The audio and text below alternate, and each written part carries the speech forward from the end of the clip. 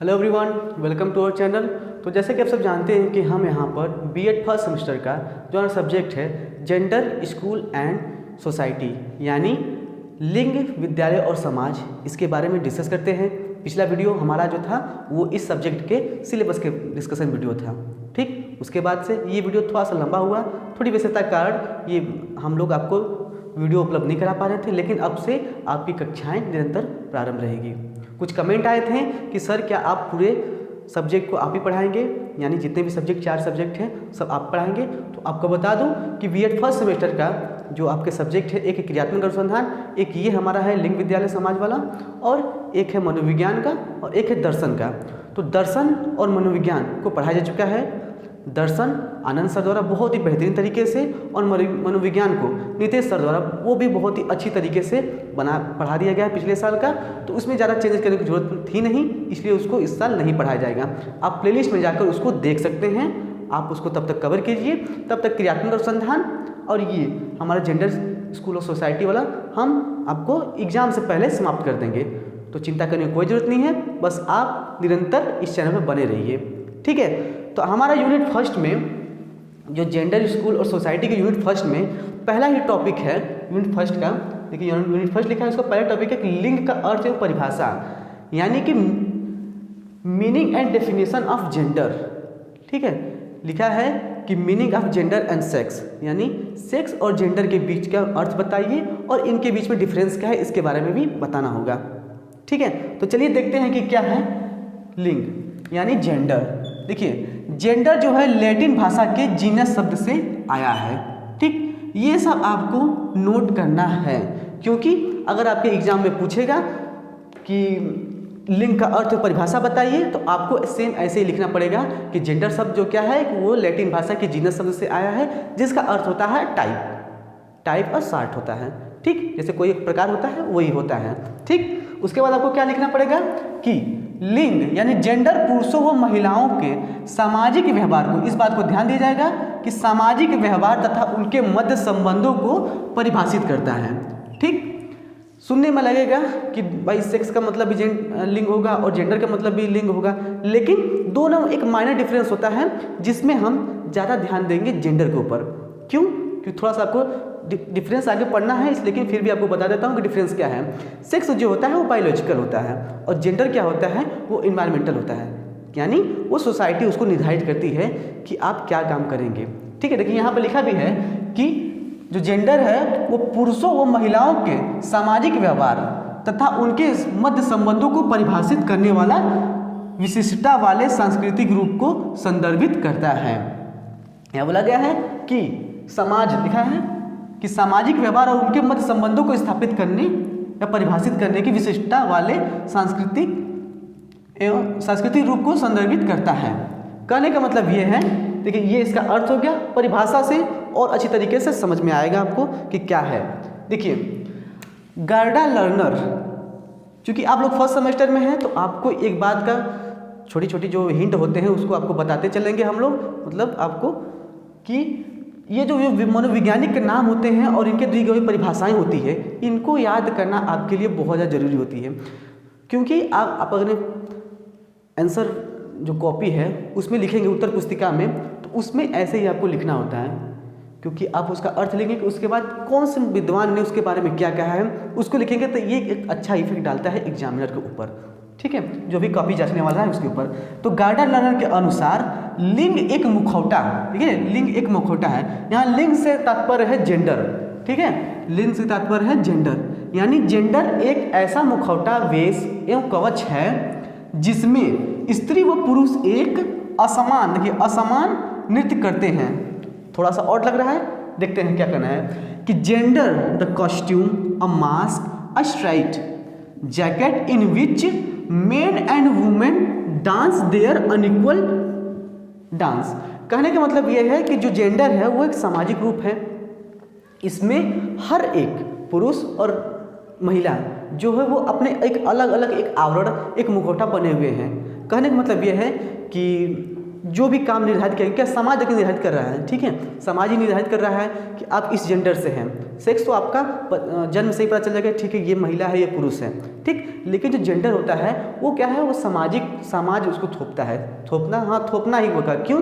क्योंकि इतना ज़्यादा इस पर थोप दिया जाता है कि ये बाइसनेस पैदा कर देता है, यानी विभिन्नता पैदा कर देता है, जिस पे ये हमारा पूरा का पूरा सब्जेक्ट बेस्ड हो गया है। कहने का मतलब ये है कि बोल दिया जाएगा कि समाज क्या बोलेगा कि आप किस जेंडर से, अच्छा महिला है तो आपको घर का काम करना है, अच्छा आप पुरुष है तो आपको बाहर का काम करना है। ये कोई ज़रूरी तो है नहीं। आज के समय में भी जो महिलाएं हैं वो बाहर काम करती हैं, पुरुष वो घर के काम करते हैं, लेकिन फिर भी इसके जो परसेंटेज है वो बहुत ही ज़्यादा कम है। इसी को बढ़ाने के लिए, इसी के बारे में आपको जागरूक करने के लिए, क्योंकि जब आप एज ए टीचर क्लास में पढ़ाएंगे तो वहाँ पर आपको लड़के और लड़कियों में कोई भी भेदभाव नहीं करना है। न सिर्फ आपको करना है बल्कि उनको भी ये बताना है कि आगे चलकर, हाँ, उनकी मानसिकता को ये बताना, उनकी मानसिकता को खोलना है, क्योंकि समाज में ये सब बातें नहीं बताई जाती। और टीचर ही एक जरिया है जिसके द्वारा कोई भी छात्र अपनी जो मस्तिष्क में जो भरी हुई, जो आस पड़ोस के जो वातावरण, जो गंदगी भरी हुई है, उसको दूर कर सकता है। कभी कभी माता पिता भी वो नहीं कर पाते हैं, लेकिन टीचर, अध्यापक वो काम करते हैं। तो एज ए टीचर आपको भी सबसे पहले ये जानना जरूरी है कि इस महिला और पुरुष और जो जेंडर बाइसनेस हो इतनी बुरी तरीके से हमारे देश में या फिर पूरे विश्व में हो रही है, वो किस प्रकार से हो रही है। अगर आप करंट अफेयर से थोड़ा सा कनेक्टेड होंगे तो आपको पता होगा कि जेंडर गैप में हमारा जो देश है वो 135वें स्थान पर है। आप समझ सकते हैं कि 135वें इतना पीछे है, यानी महिला और पुरुष के बीच में अगर समानता को देखें तब भी हमारा जो देश है 135वें स्थान पर रहा है। ज़्यादा पॉलिटिकल नहीं होंगे, लेकिन जो बड़ी बड़ी बातें हैं वो जेंडर गैप से, शांति यानी हैप्पीनेस से, HDI जो निकलता है, ह्यूमन इंडेक्स निकलता है उससे, और भूखमरी से आपके देश आपका कितना नीचे है, कितना ऊपर है, कितना पानी में है, सच बोले तो ये है, वो आपको पता चल जाएगा। ठीक है, खैर वो तो दूसरी बात हो गई। लेकिन आइए देखते हैं कि क्या कह रहा है कि गार्डन लर्नर के अनुसार कि मुखौटा एक ऐसा कवच या वेशभूषा है, वेश है जिसमें पुरुष और स्त्री दोनों एक असमान नृत्य करते हैं, यानी दोनों एक साथ ही नाचते रहते हैं। इस समाज में सब अपना अपना काम करते हैं। असमान मतलब समान नहीं है, वो घर के काम कर रहे हैं, वो बाहर के काम कर रहे हैं। ठीक है, आगे देखते हैं कि वेस्ट और जिम्मरमैन, ठीक है, इसको भी याद कर लीजिएगा कि एक वैज्ञानिक है वेस्ट तथा जिम्मरमैन के अनुसार क्या कहते हैं। ये बोले कि लिंग एक व्यक्तिगत लक्षण नहीं है, यानी जो जेंडर है वो कोई व्यक्तिगत इंडिविजुअल नहीं है, यह सामाजिक परिस्थितियों, देखिए यहाँ बोला गया कि सामाजिक परिस्थितियों का एक उद्गामी लक्षण है, ठीक, एवं समाज के मौलिक विभाजन का एक तर्क संगत साधन है। ठीक है, समझ में आएगा? फिर से देखते हैं। बोल रहा है कि जो जेंडर है ये व्यक्तिगत लक्षण नहीं है। जरूरी नहीं है कि आप महिला हैं तो इसका मतलब आपको महिलाओं वाले काम करना है। हाँ, ये इसी बात को, इसी धारणा को तोड़ना है, क्योंकि समाज बहुत ज़्यादा थोपा हुआ है कि महिलाएं हैं ये काम नहीं कर सकती, वो काम नहीं कर सकते। ठीक है, तो ये क्या व्यक्तिगत लक्षण नहीं है। आप जेंडर से अगर महिला हैं तो ये आपका लक्षण नहीं है, आप उससे उभर कर आप आगे भी जाकर कोई दूसरा काम कर सकती हैं जो कि पुरुष प्रधान क्षेत्र में आते हैं।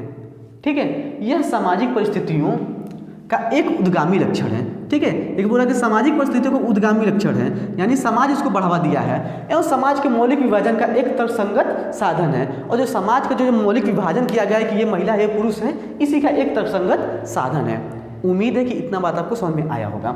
ठीक है, अच्छा WHO के अनुसार WHO क्या कह रहा है इसके बारे में, इसको देखते हैं। ये बोल रहा है कि लिंग पुरुषों व महिलाओं के लिए सामाजिक संरक्षित भूमिकाओं, व्यवहारों व गतिविधियों एवं लक्षणों का एक प्रदत्त समाज में उपयुक्त व्यवस्था है।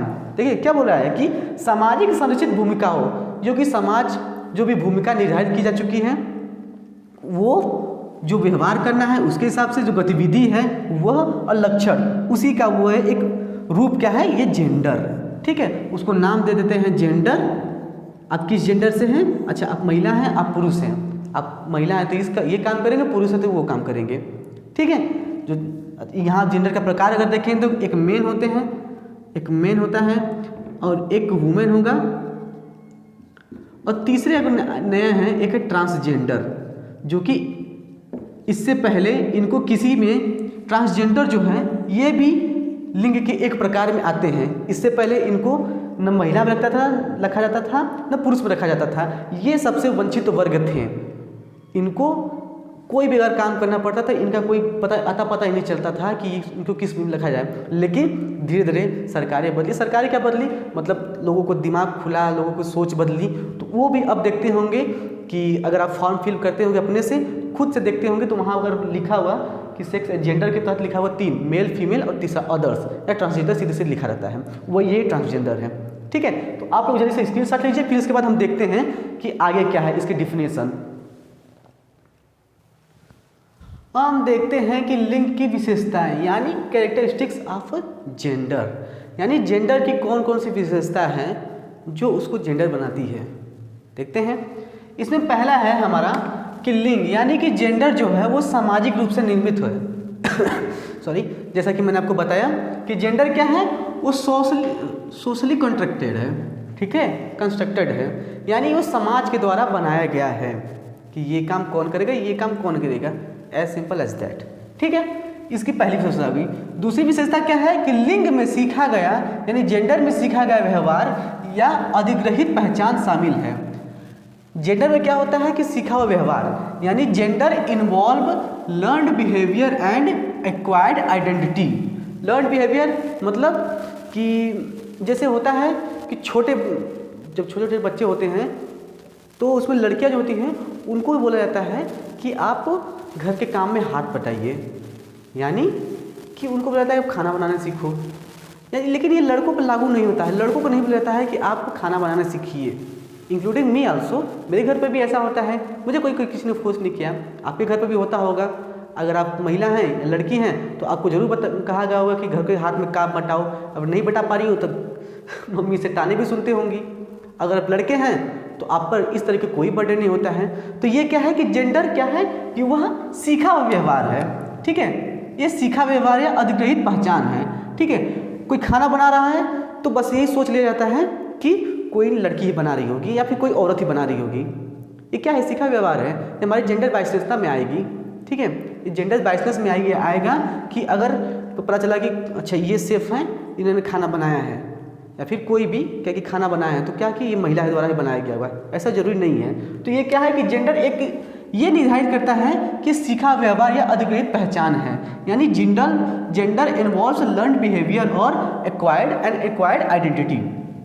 अगला क्या है कि शक्ति संबंध लिंग द्वारा संचालित होता है, यानी कि power relationships are driven by gender, यानी कि जेंडर के द्वारा ही शक्ति संबंध को स्थापित होता है, शक्ति संबंध संचालित होता है। यानी कि जेंडर के द्वारा कि बोल दिया जाएगा कि हाँ ये पुरुष है, ये महिला है, तो पुरुष है तो इसके हाथ में शक्ति होनी चाहिए, महिला है तो ये फिर ये घर के काम या फिर कोई छोटा काम दे दिया जाता है। ठीक है, तो जेंडर वो क्या है, वो शक्ति द्वारा भी यानी पावर रिलेशनशिप को भी ड्राइव करती है। ठीक है, अगला क्या है, अगला विशेषता ये है, देखिए इन सब से जो ये सब विशेषता बताई जा रही है ये एक जेंडर की विशेषता है। ठीक है, अगला क्या है कि संसाधन की पहुंच एक लिंग द्वारा निर्धारित होती है, यानी कि समाज ही लिंग को यानी जेंडर को निर्धारित करता है। तो इसीलिए जो संसाधन यानी रिसोर्सेज की पहुंच है ये भी जेंडर के बेस पे ही डिसाइडेड है। जैसे कि अभी जैसे मैंने बताया कि 135वें स्थान पर है, यानी दोनों के बीच में जो गैप है, जो अंतराल है वो 135वें स्थान पर है। उसके अलावा आप अगर देखेंगे तो आप अपने अगल बगल ही देखिए, हो सके तो आपके घर में भी होता होगा क्या कि महिलाएं क्या होती है वो घर के जो बड़े बुजुर्ग खा लेते हैं, जो पुरुष खा लेते हैं, उनके बाद खाना खाती हैं। ऐसा कोई जरूरी तो है नहीं, कहीं रूल तो लिखा नहीं है कि हाँ इनको पहले बाद में खाना चाहिए। तो क्या है, और स्वास्थ्य हो गया, शिक्षा हो गया, यानी अन्य जितने भी प्रकार की चीज़ें हो गई वो भी क्या है कि पहले लड़का उसके बाद लड़की।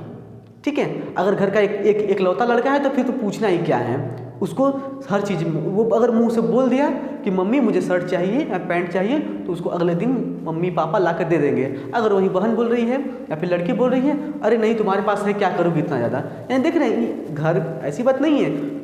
अब के ज़माने में थोड़ा सा मतलब मॉडर्न ज़माने में लोग थॉट्स जो हैं बहुत ही अप हो चुके हैं, यानी बदल चुके हैं और ऊंचे हो चुके हैं, लेकिन मोस्ट ऑफ हाउसेस में अभी गए, क्योंकि जनसंख्या के हिसाब से हम देखेंगे ना, ये सब जो एक्सेप्शन में आएंगे यानी अपवाद के स्वरूप आएंगे कि जहाँ पर लड़कियों की बोली वाला होता है, जैसे कि मेरा घर है। ठीक है, लिखा है कि संसाधनों की पहुंच लिंग द्वारा निर्धारित होती है। जो हमारे जो लिंग की यानी जेंडर की विशेषता ये है कि access of resources are determined by one's gender. ठीक, अगला क्या है कि समय के साथ लैंगिक भूमिकाओं और मापदंड बदल सकते हैं। देखिए ये जो पॉइंट है ये सबसे इंपॉर्टेंट पॉइंट है आपको जेंडर और सेक्स के बीच में थोड़ा सा अंतर निर्धारित करने के लिए। लिखा है कि समय के साथ लैंगिक भूमिकाएं और मापदंड बदल सकते हैं। आप जन्म से पैदा हुए हैं लड़के, ठीक है, अब तुम लोग साइंस को छोड़ दे यानी मेडिकल लाइन को छोड़ दे तो वो अलग बात है, ठीक है। कहने का मतलब ये है कि आप अगर लड़के पैदा हुए हैं तो आप लड़की वाला काम नहीं कर सकते, ठीक। लेकिन यहाँ पर जेंडर क्या है कि ये समय के साथ लैंगिक भूमिकाएं और मापदंड को बदल सकता है। कहने का मतलब ये है कि अब जैसे पहले समझिए कि पहले के ज़माने में क्या होता था कि लड़कियां छोटे छोटे बाल नहीं रख सकती हैं, लेकिन समय के साथ बदल गया, अब लड़कियां भी छोटे छोटे बाल रख रहे हैं। और दूसरी बात कि लड़कियां क्या है ये एक पर्टिकुलर काम नहीं कर सकती, लेकिन अब समय के साथ क्या है कि वो काम अब लड़कियां भी कर सकती हैं। जैसे हाल ही फिलहाल में शायद इंडियन आर्मी में कोई मतलब ऐसा कोई पोस्ट होता था जिसमें लड़कियां नहीं भाग लेती थी या फॉर्म नहीं अप्लाई करती थी या कुछ भी जो होता था, लेकिन समय के साथ बढ़ा, भाई महिलाओं को भी आगे आना चाहिए ना, यही तो सीखना है हमें। जो जेंडर बाइसनेस इतनी ज़्यादा बढ़ गई है कि महिला पुरुष के बीच में जो खाई है इसको भरने के लिए महिलाओं को भी ऊपर करना पड़ेगा ना। जो वुमेन एम्पावरमेंट जो हमारी सरकार चला रही है कि महिलाओं को भी आगे बढ़ चढ़ कर आगे आना चाहिए, इसीलिए उन्होंने फाइनेंस मिनिस्टर को बनाया है जो निर्मला सीतारमण जी हैं, ठीक है। क्या है कि वो आराम से संभाल सकती हैं, इससे पहले वो डिफेंस मिनिस्ट्री को भी संभालती थी। यानी कि इस बात को नहीं रखा जाएगा कि वो जेंडर या सेक्स से महिला हैं, ठीक है। तो क्या है कि जो मापदंड है यानी gender rules and norms can be change with the time, यानी समय के साथ जेंडर के जो नॉर्म्स हैं वो रूल्स हैं वो बदल सकते हैं। इससे पहले इंडियन आर्मी में फाइटर जो थे वो पुरुष होते थे, लेकिन 2-3 साल पहले से ही आई थिंक अवनी चतुर्वेदी जो पहली महिला फाइटर हैं शायद, तो देखिए समय के साथ मापदंड बदला, रूल बदला, ठीक। तो यही है हमारे लिंग यानी जेंडर की विशेषता। आगे है हमारे टॉपिक में है कि लिंग और सेक्स के बीच में अंतर क्या है, यानी difference between sex and gender, ठीक है। तो इसको एक बार देख लेते हैं। लिखा है कि सेक्स जैविक अंतर को संदर्भित करता है, यानी जो सेक्स है वो महिला और पुरुष के जैविक अंतर को संदर्भित करता है, यानी ये पुरुष है ये महिला है, ठीक है। आगे क्या है कि लिंग वो सामाजिक और सांस्कृतिक रूप से निर्मित अंतर को संदर्भित करता है। जैसे मैंने ऊपर बताया बस उसको आप समझते जाइए। अगर आपको पूछा, अगर आपके एग्जाम में पूछा कि लिंग और सेक्स में अंतर क्या है, तो ऐसे ही आपको 2 खाने कर लेने हैं, एक इधर एक बना लेना है सेक्स का, एक बना लेना है जेंडर का, दोनों के बीच में आपको ये सब लिखना है, ठीक है। दूसरा क्या है कि व्यक्ति के बाह्य व आंतरिक अंग जननांग एवं क्रोमोसोम व्यक्ति के सेक्स का निर्धारण करते हैं। जैसे मैंने बताया कि वो क्या है बायोलॉजिकल है, यानी जन्म से होता है। तो इसमें अंतर, एक छोटा सा अंतर ये तो सबको पता होगा कि भाई सेक्स कैसे निर्धारित होता है। ये हुआ कि उसके दाढ़ी मूंछ आती होगी, पुरुष के दाढ़ी मूंछ आएंगे, जननांग है, और क्रोमोसोम से व्यक्ति के सेक्स के बारे में पता चलता है, ठीक। अगला क्या है कि यहाँ जेंडर क्या है कि सीखा हुआ व्यवहार है या अधिग्रहित पहचान है, यानी एक्वायर्ड आइडेंटिटी है। गुण मूल्य, देखिए यहाँ पर कोष्टक में इसीलिए मैंने लिख दिया है कि जो समाज द्वारा बताता है, जो गुण और मूल्य जो है कि ये काम ये करनी है, यानी इनको ये काम करना है, जो बांटा गया है कि पुरुष को ब्रेड विनर यानी कि जैसे रोजी रोटी चलाने वाला, और महिलाओं को ऐसा बोला गया है कि वो घर चलाने वाली होनी चाहिए, ठीक है। तो ये क्या है जेंडर को बताता है कि जो समाज निर्धारित किया गया है, ठीक है, ये अंतर ये परिभाषित करता है। अगला हमारा क्या है कि सेक्स जो है वो प्रकृति यानी नेचर द्वारा निर्धारित होता है, और लिंग जो है वो नर्चर द्वारा यानी इन्वायरमेंट पोषण द्वारा निर्धारित होता है। ऐसा जरूरी नहीं है, देखिए नर्चर में होता है इन्वायरमेंट के द्वारा होता है, ऐसा जरूरी नहीं है कि आदमी ही कमाते होंगे। कभी कभी ऐसे अपने परिवार देखे होंगे, जरूर देखे होंगे, जिनके पिताजी यानी जो घर के कोई पुरुष है, पुरुष नहीं होते होंगे, तो क्या महिलाएं नहीं कमाएंगी? महिलाएं घर चलाती हैं। तो ये क्या है कि नर्चर जो इन्वायरमेंट कैसा है वो उनको ऐसा बना देता है, ठीक। तो ये रहा हमारा लिंग और विशेषता और सेक्स में अंतर, लिंग की विशेषता और सेक्स और जेंडर के बीच में अंतर। एक छोटा सा टॉपिक है कि पुरुषत्व और पुरुषत्व के बीच में अंतर क्या है, मातृत्व के बीच में अंतर क्या है, उसको देख लेते हैं। आप लोग जल्दी से स्क्रीनशॉट ले लीजिए, फिर हम आगे चलते हैं। अब हम देखते हैं कि ये जो छोटा सा हमारा है कि पुरुषत्व और नारीत्व की अवधारणा यानी concept of masculinity and femininity, ये क्या है। छोटा सा है, उसमें कोई दिक्कत नहीं, बस एक दे दिया गया है। इसको हम बोल सकते हैं पितृसत्तात्मक यानी पैट्रियार्की, और दूसरा है मातृसत्तात्मक यानी मैट्रियार्की। कहने का मतलब ये है कि जो इसको पुरुषत्व और नारीत्व की अवधारणा यानी कॉन्सेप्ट दिया गया है, इसमें कि पितृसत्तात्मक ये क्या है, मुंह से बता देता हूँ, आप समझ जाएंगे। यानी कि एक ऐसा समाज या एक ऐसा परिवार जहाँ पर पुरुष प्रधान हो, यानी वो पुरुष प्रधान हो, यानी वो पितृसत्तात्मक हो। जो भी निर्णय लिया जाता हो वह पुरुषों द्वारा लिया जाता हो, जमीन जायदाद घर सब पुरुषों के नाम पर हो। ये क्या है, एक पुरुषसत्तात्मक है। ठीक है, ये क्या है, वो पैट्रियार्की इसको बोला जाएगा। और दूसरा क्या है कि मातृसत्तात्मक यानी मैट्रियार्की क्या है, इसमें क्या है कि इसमें क्या होता है कि घर के जो महत्वपूर्ण निर्णय होते हैं और या फिर अन्य जो चीज़ें होती हैं वो महिलाएं इसमें भागीदारी निभाती हैं। हमारे देश में जरूर कहीं ना कहीं किसी कोने में है ऐसी धारणाएं हैं जहाँ पर पुरुषसत्तात्मक जो समाज है वो बहुत ज़्यादा है, मतलब यही तो बहुत ज़्यादा है ही, और कहीं न कहीं मातृसत्तात्मक भी है जहाँ पर महिलाओं की बात को सब मानते हैं। ठीक है, तो यही हमारी छोटी सी एक थी। आप पितृसत्तात्मक के तहत आप ये देख सकते हैं कि जो पुरुष प्रधान हो, यानी जो पुरुषत्व और नारीत्व की अवधारणा के दिया गया है कि पुरुष प्रधान जो क्षेत्र हैं, जैसे कि आप ईरान इराक जो अफगानिस्तान को मान सकते हैं, वो क्या है कि पुरुष प्रधान क्षेत्र है। वहाँ पर महिलाओं के लिए वो बहुत ही बुरी तरीके से पाबंदी है। हमारे देश में जितना छूट है और जगह लगी, लेकिन उनके हिसाब से हमारा देश बहुत ही उन्नत है। ठीक है, तो यही हमारा जो कॉन्सेप्ट था कि पितृसत्तात्मक यानी पैट्रियार्की और मातृसत्तात्मक यानी मैट्रियार्की क्या है। ठीक है, उम्मीद है कि आपको ये क्लास पसंद आई होगी। देखिए, क्लास में ये क्या है कि एक ऐसा सब्जेक्ट है जिसमें मेरे विचार और आपके विचार कॉन्ट्राडिक्टरी हो सकते हैं, यानी आपके और हमारे विचार में मतभेद हो सकते हैं। तो इसमें कोई बड़ी बात नहीं है। अगर आपको भी लगता है कि नहीं यहाँ पर ये होना चाहिए, तो आप वहाँ पर वो काम कर सकते हैं, या फिर वो लिख सकते हैं अपने एग्जाम में। लेकिन इस बात का ध्यान रखें कि जो भी हो उसमें बायसनेस नहीं होनी चाहिए। दोनों पक्ष को ध्यान में रखकर भी आप वो काम करिएगा, इससे आपकी सोच भी बदलेगी। ठीक है, उम्मीद करते हैं कि आपको वीडियो पसंद आएगा। तब तक के लिए थैंक यू।